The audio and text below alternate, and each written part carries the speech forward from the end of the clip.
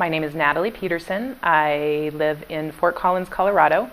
I am a dreamer, I am a writer, I am a coach, and I am a communicator. I partner with other humans who are on a mission to heal themselves and to heal others. Wow, what does it mean to me to be a sacred rebel? To be a sacred rebel is to journey inward to places and spaces and faces that I have spent a lifetime squashing and stomping and medicating with alcohol and addictions and distractions and excuses, and finally finding those spots where I left myself, where I abandoned myself. And can I start over? Being a sacred rebel means to me taking a journey inward to the spaces and the places and all of the ugly faces that I've spent a lifetime squashing and stomping and medicating.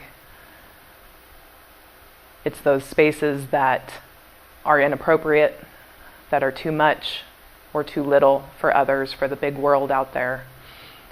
And it's to journey to those spots where I can come back to life, and where my voice and my passion and all of the places that I abandoned myself can be reclaimed.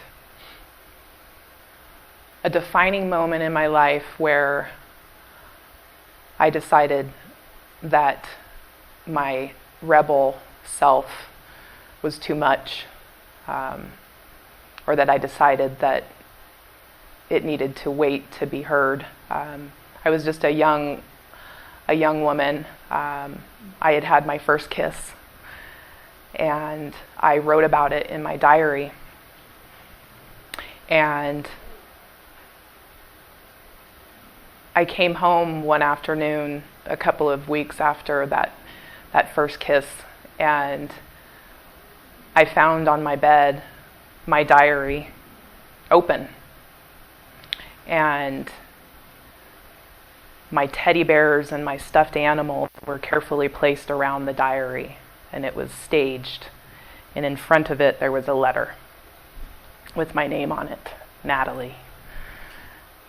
And I opened it in total confusion, feeling completely attacked and betrayed, and read with horror as I discovered my mother thought that I had had sex, and that I was going on a journey, or that I was going on a path that was too much, and that in addition to being too much too soon, I was wearing too much makeup. I was starting to act in ways that could be considered tacky, that could be considered inappropriate. And I was in middle school. I don't remember the exact grade, but at that moment, I went inward and decided that the woman that I was becoming was not the right woman for the world. Yesterday we visited the home of Frida Kahlo, and standing in her studio and standing in her day bedroom, I felt her energy, I felt her life and her passion, and started to realize how desperately I have worked my entire life to cover the parts of me that might be too much for people, and realized how hard I've worked at being a perfectionist, and whether that perfectionism means toning it down or ramping it up, always meeting the level that needed to be met, whether it agreed with my insides or not.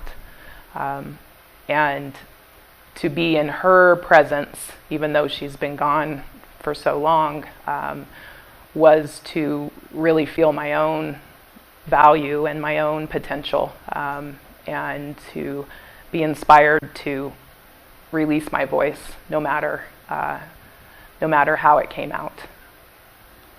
I met Stephanie and Jeremy and the Freedom, Folk and Soul group by way of my former sister-in-law, and my witness of her transformation in their care was inspiring to me.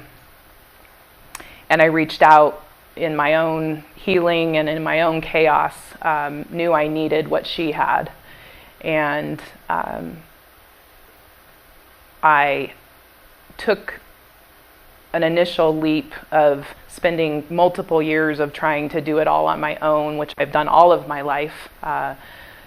Decided that I wanted to partner with somebody to help me heal.